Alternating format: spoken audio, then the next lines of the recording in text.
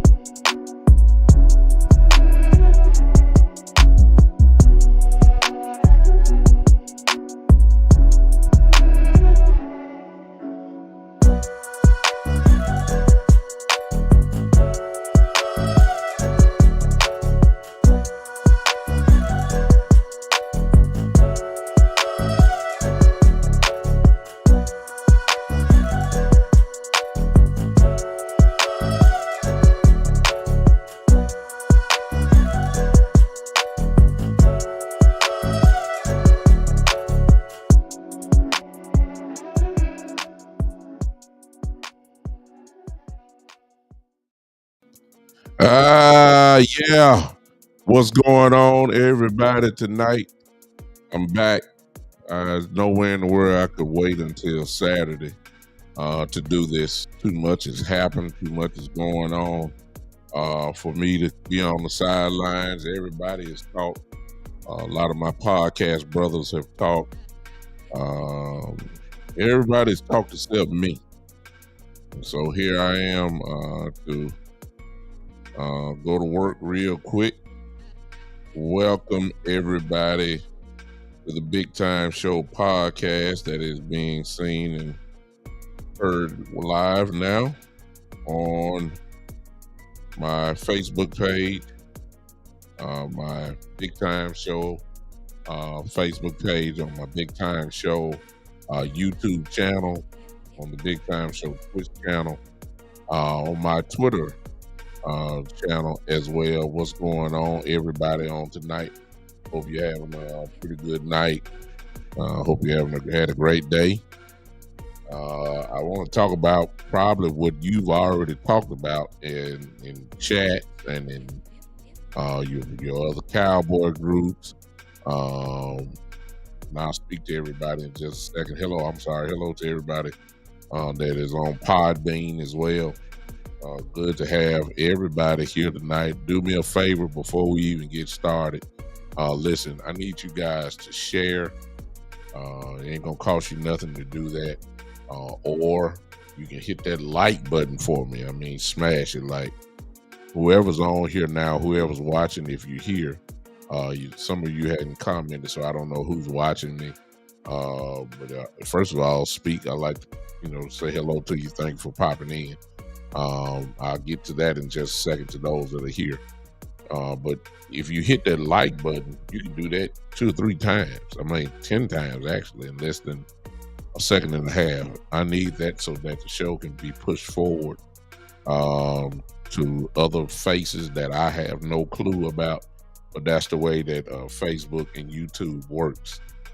The more that you hit it, the more recognition that the show gets. It helps me out, of course, and hey, I'm trying to do something big here, and I'm on the road to doing that. So you guys can you guys can help me out in that area if you could. It ain't gonna cost you anything. So I think I see some of you doing it now. I got my phone right here on my page, and I just saw a whole bunch of likes. I'm looking at it now. I just seen, I don't know who it is, but I see the likes coming. That's what I need you to do. if you will. If you're on, if you want to contribute to the other podcast on the Facebook pages, you can do that by stars.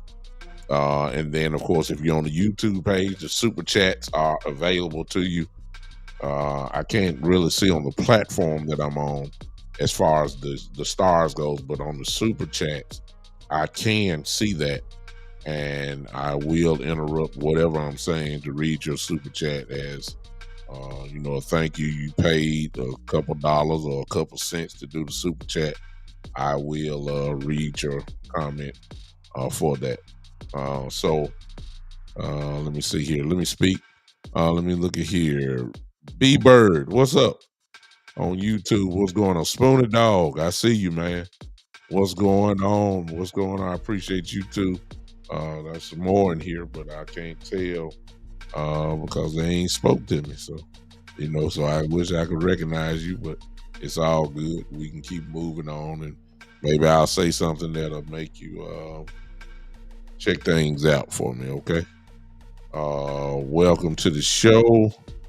Keith, man, I ain't no Apostle Keith. Stop that. I don't know what's going on. I done had a couple people call me that, and the Lord ain't told me nothing of that. I am a bishop, however. Appreciate you, Keith, though. I'm not an apostle. No.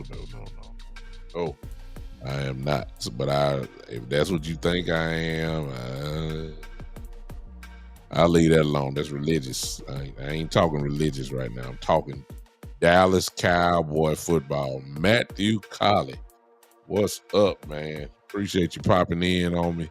Appreciate you showing up for this. So hello to those that may be watching this through the Big Time Show channel as well. I appreciate you coming in. I want to do something on this. I just want to see what is going to happen. I just want to see what's going to happen right now. I want to see what's going to happen. I shouldn't do this, but I'm going to do it anyway. Okay. Y'all don't know what I did, but trust me. I just want to see. All right. Let's talk about what you already know about. So you've already studied the team. You've already studied, most importantly, the cut line. This is what I want to know, and most of you already chatted. I just want to see what you're thinking about as far as, number one, the cut line goes. Who was your biggest? First of all, let me be honest with you. Really shouldn't be so surprised by the cut line because right here on this show, right, the last show, there are a couple guys that got cut that I told you guys they weren't going to make it. And there's some high name guys, as I said last show. I told you guys. Well, let me just start off. I'll let you guys handle the show. What is your biggest disappointment? I got a few people here. Tell me, what was your biggest disappointment from the cut line? I'm waiting on you. I'll tell you, I guess mine, but I really am not just too messed up about it. All right, thank you. I'll start right there with Matthew. Matthew Colley says, and I'll put that there. Matthew Colley says that Jabril Cox is a disappointment. This is what I said, Matthew, on my last show. I said this. I said that Jabril Cox has done nothing. Not enough, at least in my view, that will make an impact. We've been waiting on Jabril Cox for the last 2.5 years at least. He got hurt. We know that. Tore his ACL. Nothing you really can say about that, but when he came back,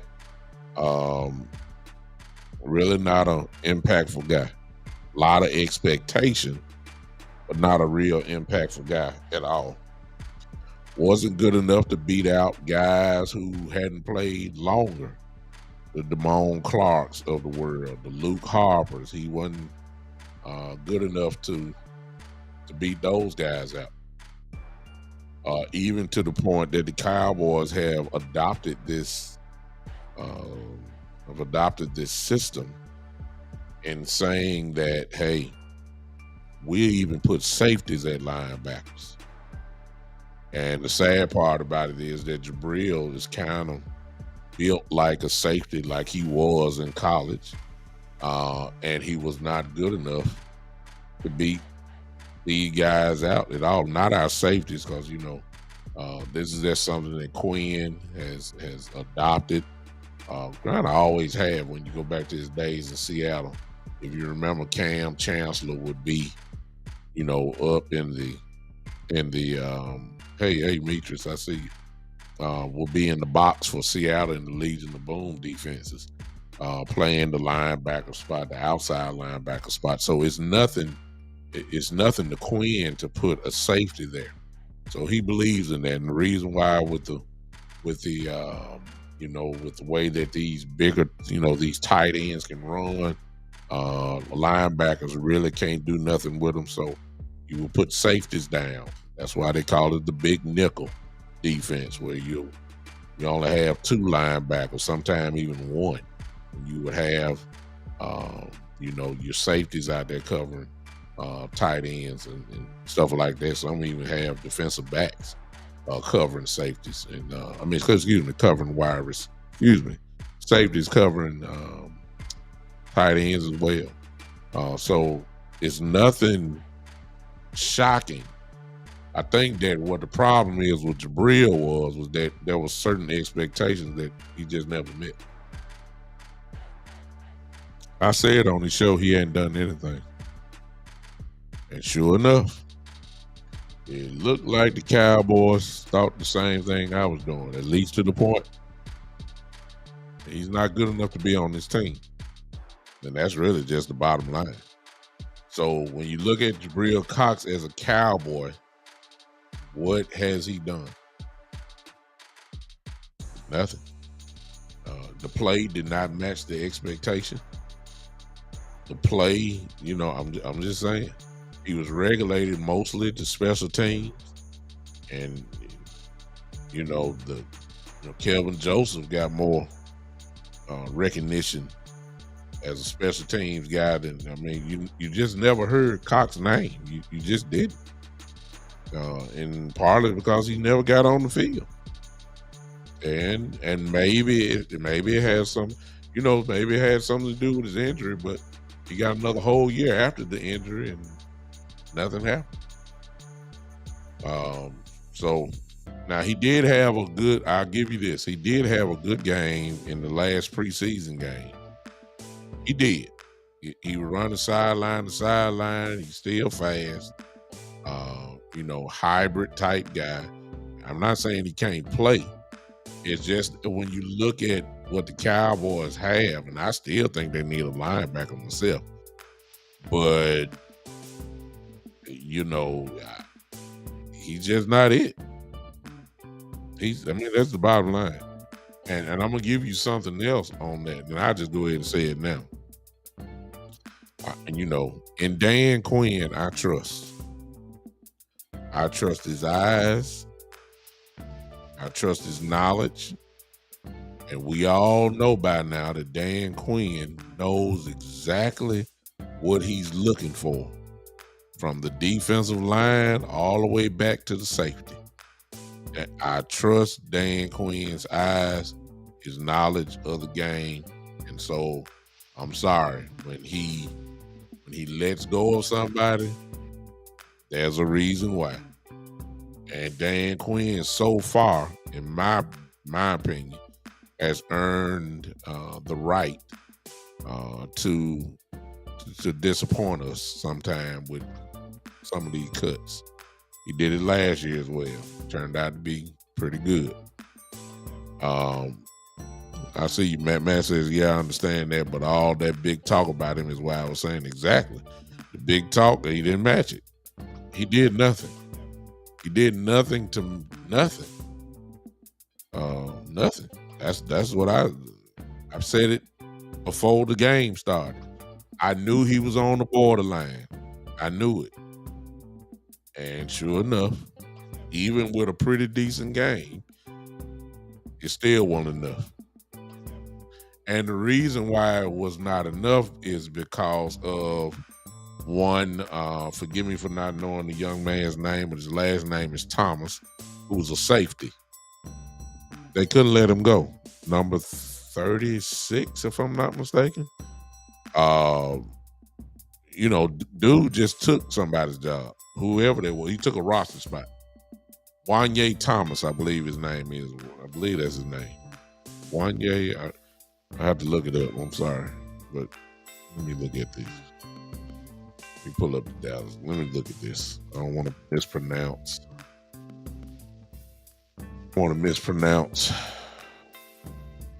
Young man's name.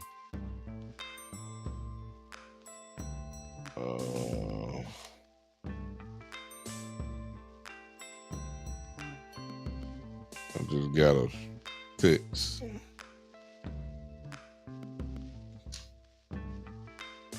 I believe it's y'all. I ain't even looking at y'all. Y'all may have already put it right there. I'm about to look up his name real quick. Because if this guy just took, it's some guys that just took the jobs away. I'm serious. Hunter Lemke took a roster spot with his play. And, it almost sounded like he was gonna make it anyway, but the last preseason game, solidified that.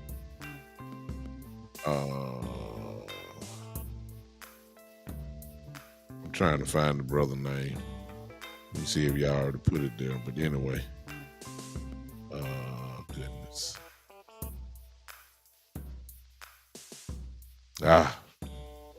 Y'all know what I'm talking about. There you go, Wanye Thomas. There it is, Metris. Thank you.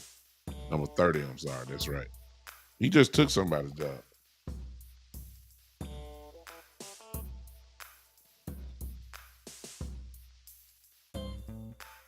Yeah, he just took somebody's job. He did. He took somebody's job. Quickly. I mean, Hunter Lemke took a spot away. TJ Bass took somebody's spot. I mean, they couldn't let some of these guys go.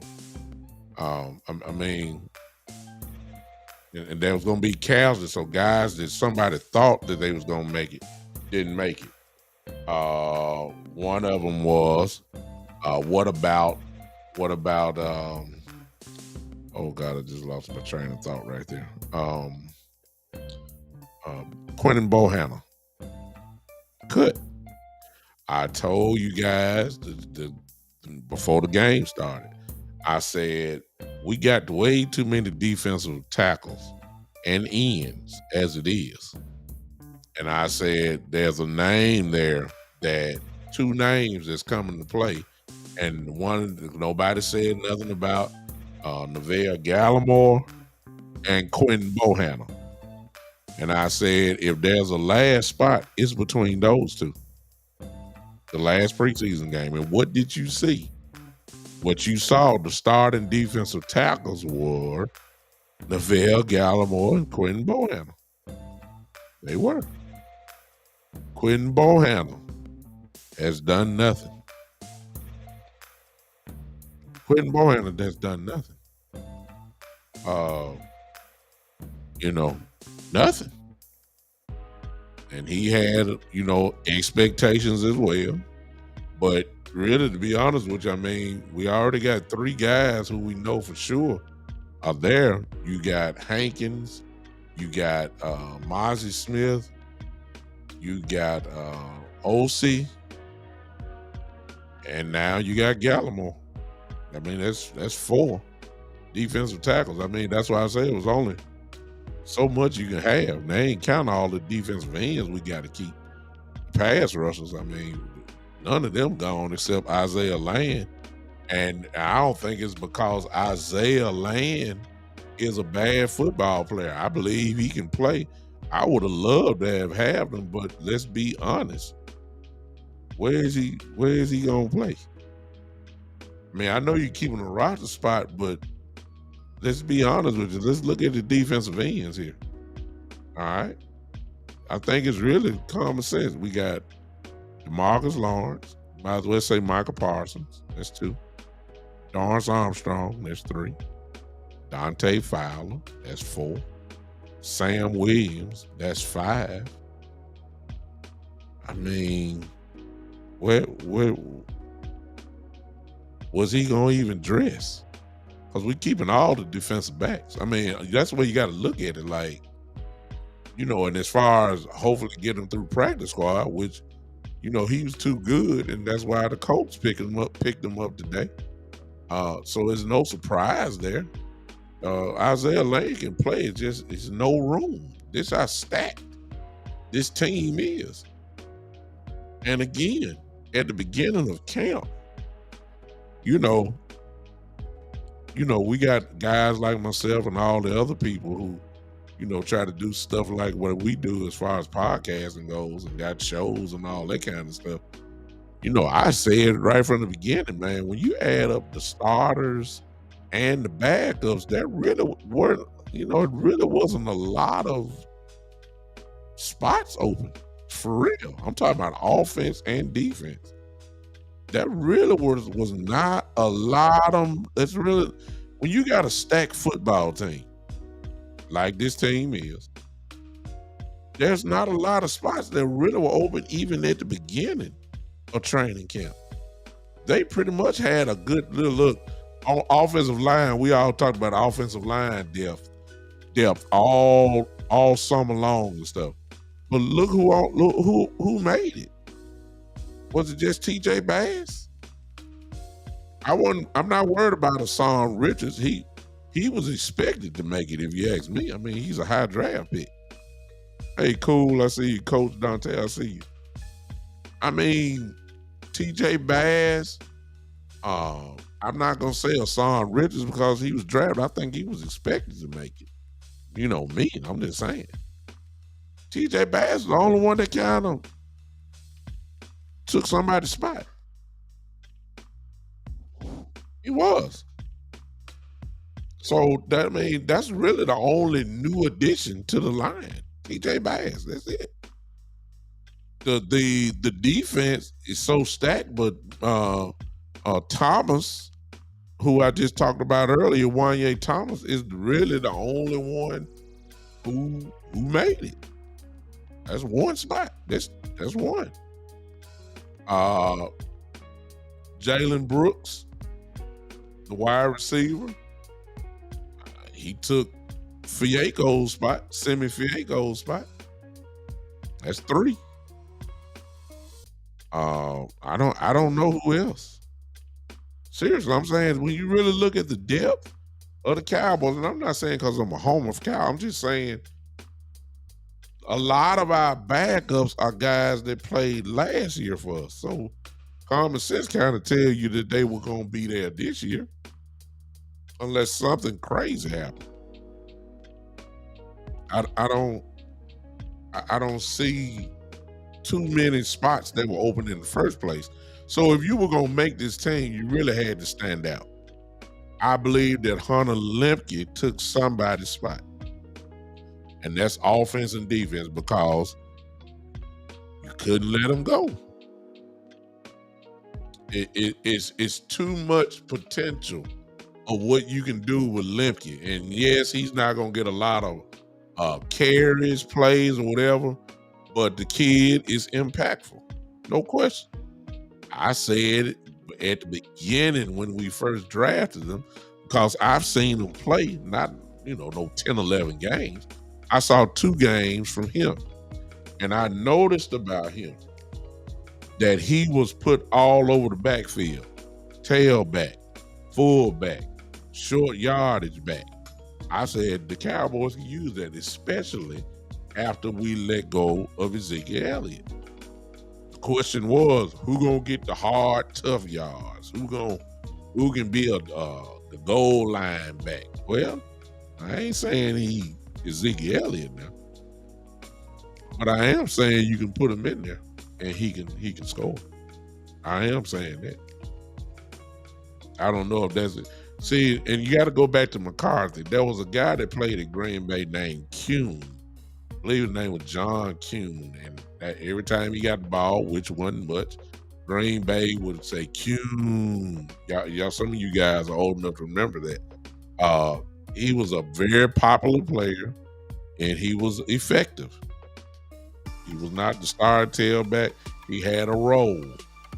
And I'm saying the Cowboys, based off of Lemke, the way Lemke ran, he at least should get a look for short yardage distance. He should get a look for goal line. I'm not saying he should be. I'm saying he should be considered for that. I like him. And I believe he took somebody's spot. I don't know who that was. Could be offensive or defense. I'll tell you one other guy that took the spot and we kind of figured it was going to happen. Well, Eric Scott took, in my view, he took Boss Man Fat's spot. He took Kelvin Joseph's spot. Eric Scott did. Nobody saw that one coming. Well, we did see it coming because we knew a couple weeks ago that Dan Quinn loved the way he played, loved his aggressiveness. And you kind of figured the way all they were talking, you kind of figured that he was going to be with the team. You kind of figured that. So he's there. And Boss Man Fat is gone. Jordan Lewis is supposedly coming back. He's out there practicing. And maybe that's what they're counting on, that they knew that Jordan Lewis was coming back. And we all know what Jordan Lewis is. He's a real good football player. So is you got to look. So I just think I named about 4 or 5 guys. That's about it. And that's about how many spots were open, for real, y'all. It's how stacked this team really is. So it's not a surprise to me that the guys that were cut, or the big name guys that a lot of people thought they were going to make this team, I was not surprised at all. I trust Dan Quinn defensively. So all those guys that got cut defensively, I'm sorry. I trust Dan Quinn. I trust his eyes. I trust his knowledge. I trust what he's looking for in every position on that field. So I and Dan Quinn I trust. Now if Isaiah Land go to the Colts and get on the starting lineup and has 9 sacks or something, then we'll revisit that. You ain't gonna get everything right, but I trust Dan Quinn. Seriously, I trust him. I don't have no problem with what happened. And to be honest with y'all, and I don't mean to sound arrogant or whatever the case may be. Hey, Roger T. Coleman, what's going on? I'm sorry, Coach Breedlove, what's up? What's going on? Richards was based off Coach compared to what the expectation was of Richards. He exceeded that. He played pretty good. If you look at the tape, he played pretty good. He played pretty good. I got to give him credit. Now that doesn't mean he's ready to be a starter or whatever, but we all know how our offensive line is as far as injuries go. They're going to have to be real selective, where they were selective on who they kept.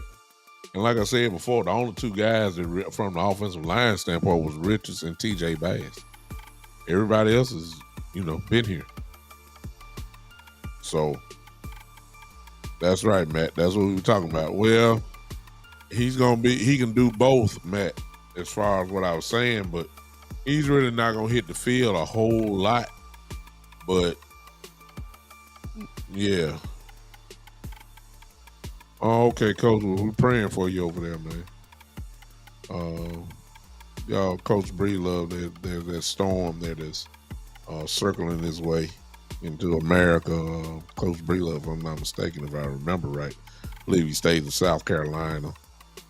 So he's right there on that border catching. Yeah, let's pray for our people. Coach, praying for you, man. Praying for you there. All right. Yeah, praying for your safety and your family safety and all the people there in South Carolina. All right. So I'm not, again, I'm not shocked by anything, not mad about anything.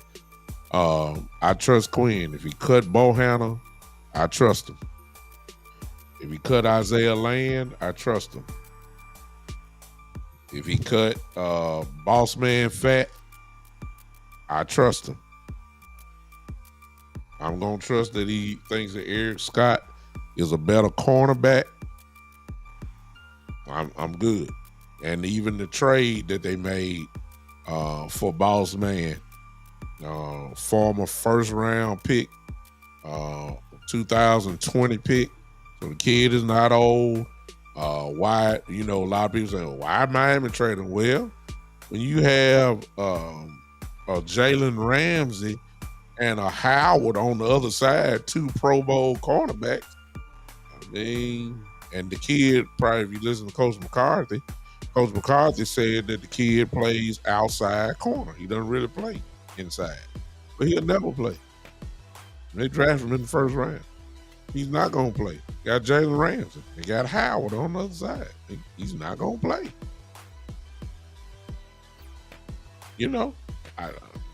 Some of y'all maybe because y'all love Boss Man. We fall in love quick, but the part that we ain't seeing is, you got to start wondering if he's a second round pick, which Boss Man was. He was with the team. It sure was hard for him to get on the field, right? And I understand, he was drafted, to be honest with you, to replace Anthony Brown. Didn't quite beat Anthony Brown out. See what I'm saying? He didn't beat Anthony Brown out, and let's be honest, as much as we used to ridicule Anthony Brown, we knew that we wanted Anthony Brown on the field more than we wanted Boss Man on the field at the time. Boss Man wasn't hitting on nothing. He wasn't. I mean, let's call it like it is. And he turned into a very good special teams player. He was a very effective special team player. Boss Man was. But as far as getting on the field, he wasn't better than Bland, and he wasn't better than Anthony Brown. I'm serious. I believe that Jordan Lewis coming back, and praying to God that Jordan's body can hold up, and hopefully he's not, hopefully his foot is right. It looks like it is because he's practicing with the team. But I believe that they knew that Jordan was going to have a good shot at playing, so Jordan Lewis is better than Boss Man. So I'm not mad, especially since you got a trade. Now, before I move on, let me say this to you guys. And I've been a Cowboy fan for a long time. 1977 when I started. 4 years old at the time. I have never seen the Cowboys this aggressive in the offseason since Jimmy Johnson, the big trade that gave us the foundation for the team of the 90s. I haven't seen it. The Cowboys were incredibly active. Trades, free agents, it may not have been the big name free agents that you wanted, but the Cowboys were incredibly, and still they still are. They just made the trade then for a first round cornerback 3 years ago, I'm sorry.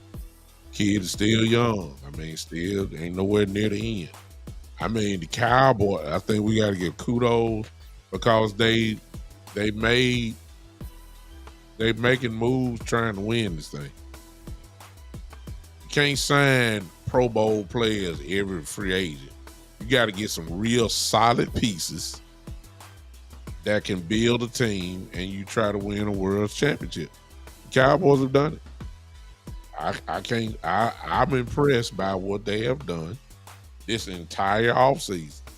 From getting Gilmore, I was impressed by getting Ronald Jones at start, the drafting of, the Deuce Vaughns, the Mozzie Smiths, getting this cornerback that we got here, the small moves that we got. I've been impressed. And I'm so much impressed that I'm ready to play football now. I don't know how you feel about it. Now, there's a question mark, of course, at kicker. As far as I'm concerned, I was shocked, but I told y'all that you had to go back. I told you guys before they even did it, I said the Cowboys are going to sign somebody from the USFL, man. They cheap.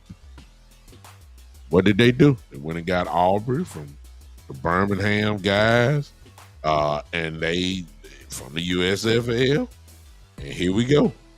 And they stuck with him. And they believe this dude is it. Now, I will say this about him. We'll find out how good he is when the real lights come on. But he's our kicker, Brandon Aubrey. One thing I know, he has a rocket leg. If you notice the kickoffs, he don't just kick it to the end zone. It's past the back part of the end zone. So they let you know this dude got a rocket type leg. If you looked at the 59-yard field goal that he made, now he missed one, kind of pulled it, but he made one. Both kicks would have been good from at least 62, 63, because the ball it didn't just barely get over the upright. It had at least another 3 yards on it. So when you start finding a guy that can boom it from 60 plus, you know this kid got a rocket leg. Now, this ain't got nothing to do with the accuracy now, which we gonna find out, as the season goes on. But they believe in the guy. They didn't bring nobody else in to challenge him. So all that tells me is they were incredibly impressed with Brandon Aubrey in practice. Just no question about that. They had to been incredibly impressed with the kid in practice, because he didn't get a lot of attempts in the preseason. He did not. Cowboys moved the ball pretty well.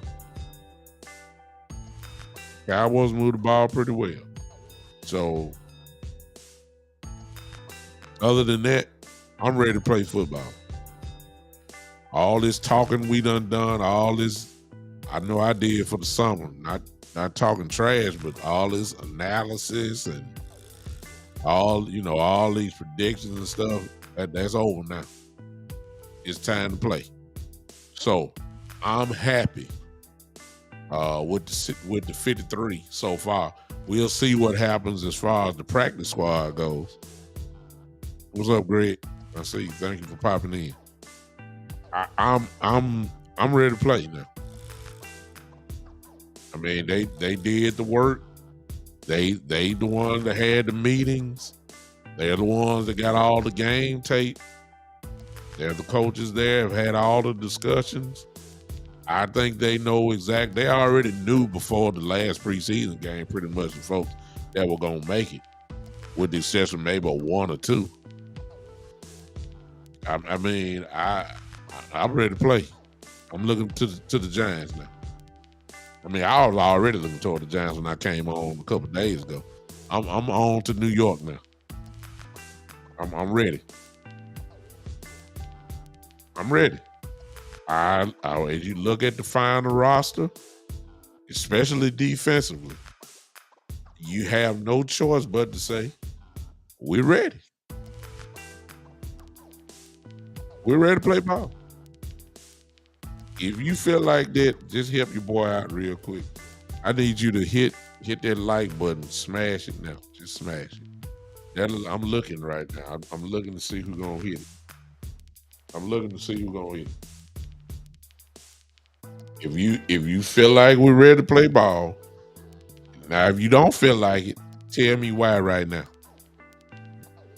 For those that are here, tell me why. If you don't think we're ready to play, tell me why. Tell me why. If you feel like it though, go ahead and hit that like button real quick. I just don't see. I don't see why we're not ready. We're covered in every spot with some pretty good players, and we haven't seen. That's my only skepticism now. I just gonna tell you now because I saw this last year, and there are some of you who said, okay, Patrick Mahomes playing, Dak need to play in the preseason. You saw Aaron Rodgers play, that last game, got a series in. That was it. You've seen some of these starting guys play, and our starters on the offensive line, the quarterback, Tony Pollard, none of our, Lamb, Gallup, Cooks, none of these guys played in the preseason. So when they line up and for the first time and catch real bullets, last year they did the same thing and they started off slow in the game. It won the drive, and I'm not saying it's because they didn't play in the preseason, but I'm just saying, I don't want that. Now, I can go and tell y'all that now. I'm going to be very disappointed if we come out there in the first three,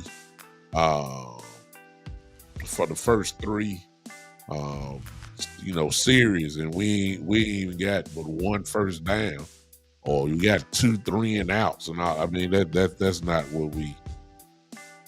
what I want. That's how it started off last year.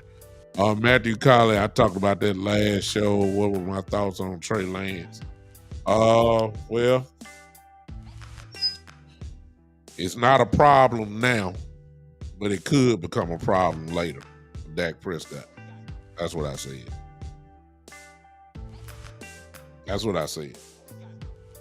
The only thing, and I know what Jerry and Steven have said in the interviews, talking about, it doesn't fit Dak Prescott at all, and we still want to sign him to the long-term deal and all that kind of stuff, or the extension.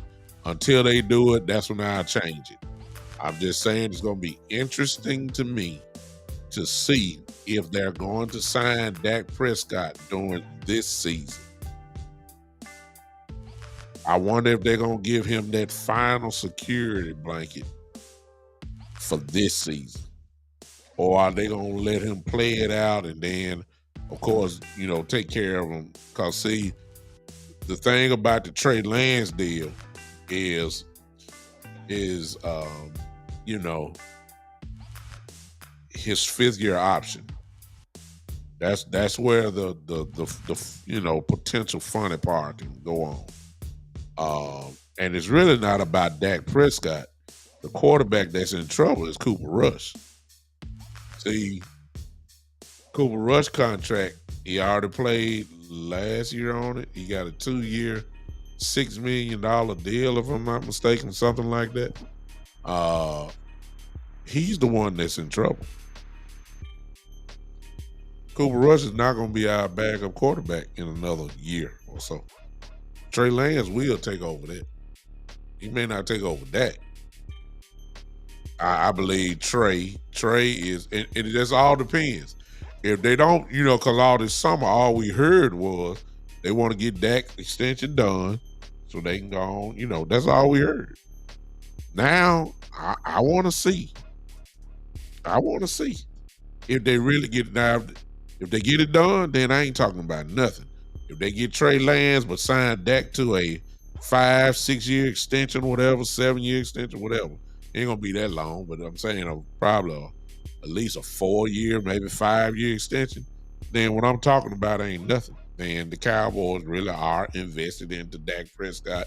It makes no difference how Trey Lance, what makes no difference, period. They're committed to Dak Prescott as much as they talk. That's what they say. We'll see. But as of right now, since his deal is coming up and Dak has got what 2 years left, 3 years or something like that.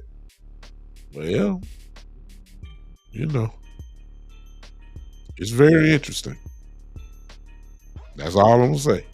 It's interesting until Dak Prescott gets paid. It's not it's win. If the Cowboys pay him, then win. Cause see, if they were talking about all that early and then not doing nothing, well, or doing nothing now for the rest of this season, as far as trying to get him extended, then I would believe it's almost kind of like saying, okay, we got this young guy who we gonna develop now, and he has the ability, and we can groom him for the next 2 years or so. We just not gonna pay you right now. I know we were talking about, it, but we're not gonna do it. And then that ought to tell you something. Seriously, it would. Exactly.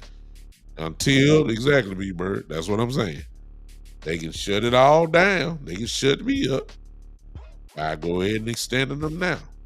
But until that happens, especially since they were talking about it heavy over this off season. But until they do that, this is where the speculation is going to start. I'm just saying, you can't help but look at it like that. I mean, you got this young kid, and by the time it's time for him to take over, if he was to take over, he would have no, he can't ask for no $90 million and all that kind of stuff. He hadn't played. He wouldn't have played.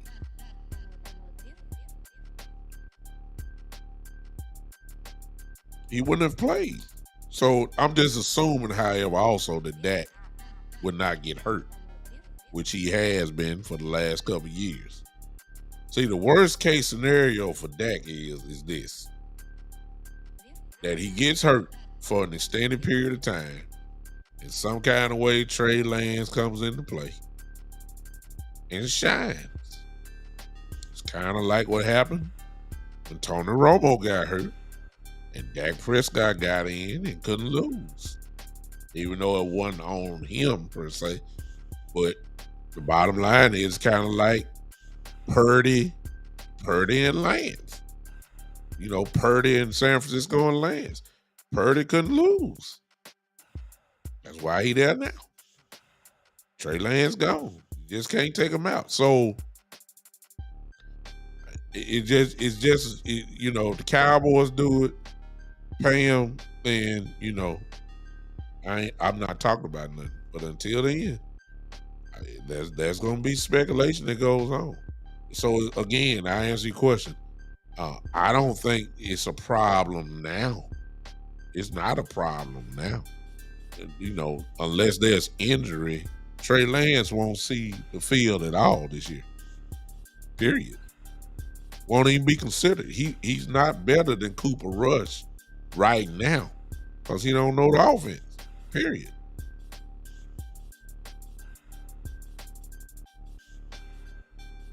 Trey Lance is going to be a benefit to this team this year, though. From this standpoint, he will be the scout team quarterback. He's going to play the other team that we're going to be playing for that particular week. He'll be used playing their offense. He will help us as far as when we start playing mobile quarterbacks, kind of like getting ready for Daniel Jones right now, who love to run the ball. Well, right now we can put Trey there to give the defense a good look. It's going to be a benefit. It's going to be a benefit. You know, that type of guy there, that helps you in practice. So I don't have no question about that. But as far as him getting playing time this year, no. I want Cooper Rush being my backup quarterback, not Trey Lance. He shouldn't see the field at all this year. The practice field, yeah. The scout team offense quarterback, yeah. Best scout team quarterback in the league, Trey Lance, no doubt about it. The best scout team quarterback is Trey Lance. That's the title that he needs this year. That's it. Not a problem for Dak Prescott now, but stay tuned. If they don't extend him, it's almost like they're saying, prove it. That they're proving that you the man. And Dak really shouldn't have to go through that, but I can see that happening. now. B Bird says by game 6, Trey gonna be second team. Jerry gonna make sure that. I don't think so, B Bird. I think you're underestimating Cooper Rush and what he means to the team and how good he really is as far as being ready to go. I just don't think that he will. I just can't. I don't see it.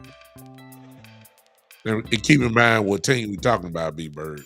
Talking about the Dallas Cowboys, where history shows that whoever make the money is the one that plays. So even on that note, Cooper Rush is making $3 million a year. Trey Lance is making $900,000. Come on now.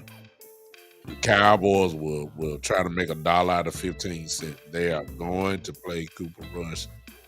You will want Cooper Rush in you before Trey Lance right now. You don't even want to see Trey Lance. You don't know enough. Whole new offense for him. Said the Cowboys, Greg said the Cowboys, Jones are playing a dangerous game, but the Cowboys playing wait and see with the Dak extension. He said, I see $60 million per year, especially if the Cowboys win it all in 2023. Well, if he wins the Super Bowl, that ain't too far fetched. But regardless of if the Cowboys don't win the Super Bowl and Dak Prescott is there and has a pretty good year, if Dak Prescott throws for over 30 touchdowns this year, and let's just say he has 9, 10 interceptions or whatever, that's going to be a good year. If he throws for over 4,000 yards, it ain't going to be no question that can he do it. He's going to be the highest paid quarterback in the league. It's just his turn. Right now, the only thing that Dak Prescott has probably told his agent, and Joe Burrow has told his agent, let Dak Prescott get paid first, then we'll move. And Dak is saying, let Joe Burrow get paid, and then we'll move. I'm telling y'all, it's whoever's next. And those two guys are next. Justin Herbert got his. He getting paid more than Jalen Hurts. Hadn't won anything. Period. Ain't won nothing. Ain't won a division. He got to a playoff play-in game. He ain't been in the playoffs. And he's the highest paid quarterback in the league. Hadn't won. At least Jalen Hurts been to a Super Bowl. Won a couple playoffs. But Justin Herbert ain't sniffed the playoffs. And he's the highest paid. Well, if that's the case, then what do you think Dak Prescott gonna get? I've been saying it forever. So Greg said we playing a dangerous game. I believe the addition of Trey Lance at least made them think. Now, as we speak, they could be getting ready to make the announcement about an extension. And if that's the case, I'd be the first to get on here and say, hey, I was wrong. About the Jones family, I'm shocked. They really do believe in Dak Prescott. Lock, stock, and barrel. They really do believe in Dak. They proved it by giving him an extension, even though they just traded for Trey Lance. They didn't care all about that, period. They went ahead and signed him. I'll be the first to say, hey, I was wrong. When I first saw it, I said, very interesting. Especially when you looked at the contract layout for Trey Lance. It's too perfect for the Cowboys. They can build around this team, if they really got plans for perhaps making him our starter in about 3-4 years. Then you go ahead and they got the 5th-year option. Then you build around him. You got plenty of money because you ain't paid the big quarterback. Hey. Rather than paying the big quarterback, which is Dak, and, you ain't going to have too much. You know how the Cowboys are. We don't have no money. because the quarterback took a big piece of the pie. That's what they like to say. So I don't know. Shane says I'm on Jerry Jones' side this time. Dak has to win the championship. If we get to the playoffs and lose, I'm ready to move on from Dak. I'm sick and tired of not having Cowboys in the Super Bowl. Well, Shane, the only thing I'm gonna say is make sure before you give up, man, make sure it's Dak's fault. However, so you can't blame Dak if we lose and we gave up 30 points. Can't do that, man. A lot of the playoff losses, you know, he didn't have a lot of good defense. That Green Bay playoff game where they came back on where they jumped out on us so far, and we came back, and then they broke our heart at the end. Well, your defense gave up over 30 points. It's not Dak's fault, but Dak will get the blame.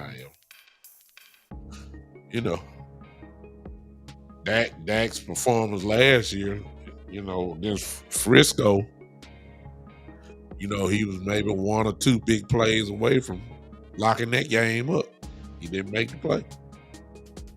So I'm not going to argue with you, Shane, on that, because I'm not even going to argue with you with that alone, because you say what a lot of people feel. I don't think he has to win the championship. I know what he can't do. He can't get to no wild card game and lose it. I don't think that a divisional round loss would be satisfactory at all. I think they really, and I think Cowboy fans, and I think that is right. I think that we really should have the expectation this year with this team, whose defense is going to be, if it weren't for the defense being what I think it's going to be, I wouldn't say it. But I think this defense is so good, and I think the offense is going to be better than what people think. I think the Cowboys should make the NFC Championship game this year.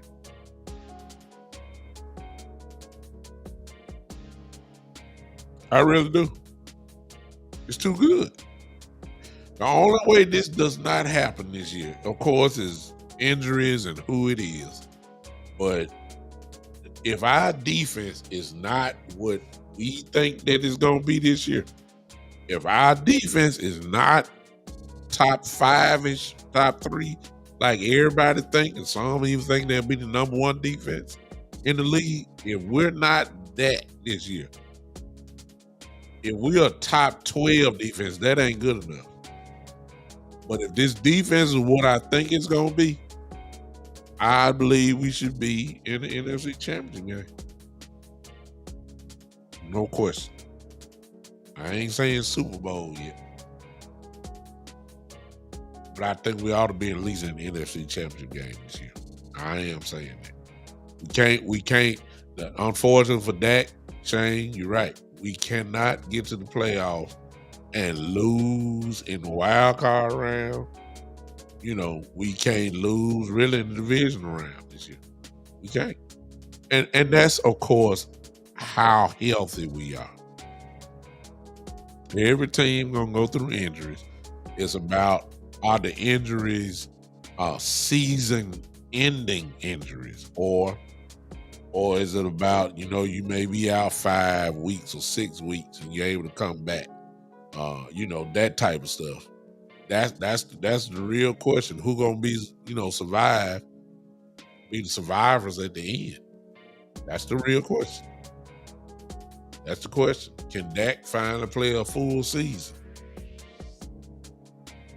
That ain't happened in at least 2, 3 years. 3 years in a row. Am I right? 2 years in a row. No, 3. You know, we you know, you don't want to see Cooper Rush, but you know, this is where we are. We got it. I think the NFC Championship game is a fair assessment for this team this year. Seriously, which is why I'm ready to play football. I'm ready to play. I'm ready to go. The Giants are on my radar.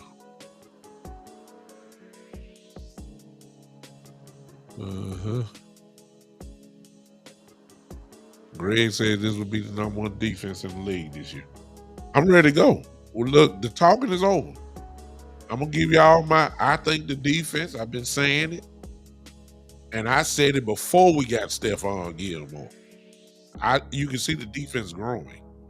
I said it before Stephon Gilmore, but when we got Gilmore and re-signed Hooker and re-signed Donovan Wilson, and then we went out and got Mozzie Smith, we finally addressed, and Mozzie is going to grow into this, but we finally addressed defensive tackle, finally, in a big way.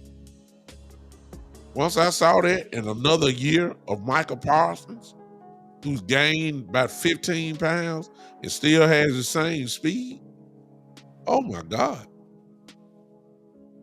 I mean, D-Law is still incredibly effective. So far, y'all hold up. So far, Leighton Vander Esch is holding up. Stay tuned on that, but so far, so good. I say we got the best secondary in the league. Y'all remember me saying that. When I say secondary, I'm talking about corners and safeties combined, and I'm talking more than Diggs and Gilmore. I'm talking Bland. I'm talking Jordan Lewis. That's the kind of stuff I'm talking about just from the cornerbacks. So there is no better safety cornerback duo. Cornerbacks in the league. No, none. It's too much. Based off that, I said then you throw in the pass rush. And then if you remember, I said I believe Sam Williams this year is going to take it to another level. So that level to me is, can he get us 8 to 10 sacks this year? If he steps up, that's really going to be a whole lot to deal with. So I said this defense was going to be, without a doubt, a number top 3. That's what I said. And if you got a top 3 defense, guess what's going to happen? You're going to win a lot of football games. Now, here's the thing that everybody was talking about. Well, after the Brandon Cooks trade, and I know what Brandon Cooks can do as far as speed, 6 times, then got over 1,000 yards, so he know what he's doing. You add that now to Lamb and a healthy Michael Gallup, because he's healthy. The only question mark was, is Tony Pollard ready, and who the backup running back is? Well, running backs are, I'm sorry. Well, we kind of got a good idea now. So with the offense, I'm going to say this, and I'm going to say this about the offense. If Pollard is fine, I believe that this offense will be a top 10 offense. So get the picture. If this offense is a top 10 offense and your defense is a number 1, 2, or 3 defense, you gonna be dancing a long time at the end. That's what I'm talking about. I believe that the offense is gonna be. I believe Dak Prescott gonna throw for over 4,000 yards. I believe Tony Pollard gonna get another 1,000-yard season again. I believe CeeDee Lamb is gonna be another year of where he'll be an All-Pro again. I'm telling y'all, I'm expecting up an NFC Championship game, but it started week 1. Bring on the Giants, and as I said in the last show, when I look at this defense and this team that we got, the Giants don't belong. And I don't care nothing about Saquon Barkley. I don't care about Darren Waller. And I sure don't care nothing about Daniel Jones, because Daniel Jones is not that guy. I give respect to Saquon Barkley, and a healthy Darren Waller is dangerous. I understand that. But they don't belong, man. They don't. This team is too good. The Cowboys are too good. I've already put it out there. I said that the Cowboys should win at least by 10 points or better. No question. If they come out playing like bullies, Ray Lewis, Baltimore Ravens style defense, smothering folks, attitude, excitement. Look, I don't have no. I just got goosebumps thinking about it. Matter of fact, almost time me get off here. I'm about fired up right now thinking about this thing. I want domination. I'm sorry. Well, hold up, big time. We playing on the road. I don't care if a team don't belong. Treat them as such. And I know what some of you saying. Well, wait a minute. The Giants had it top 10 to 12 defense last year. I understand that. I would give them respect. They're gonna get better. They added a very nice piece in Isaiah Simmons. Thibodeau is gonna be incredible this year. I understand that. Got a real good safety back there. I get it. I understand. I expect them to be even better this year. Got big Lawrence in the middle, the Dexter Lawrence in the middle. Hey, I get it. They don't belong. When you finish college, they don't belong. They don't. They don't. They don't belong. I want us to beat this team and send a message there. Now, this Saturday at 3:00, I'm gonna start breaking the stuff really down. But as for right now, based off the cuts, based off the roster that we have, minus the practice squad being together,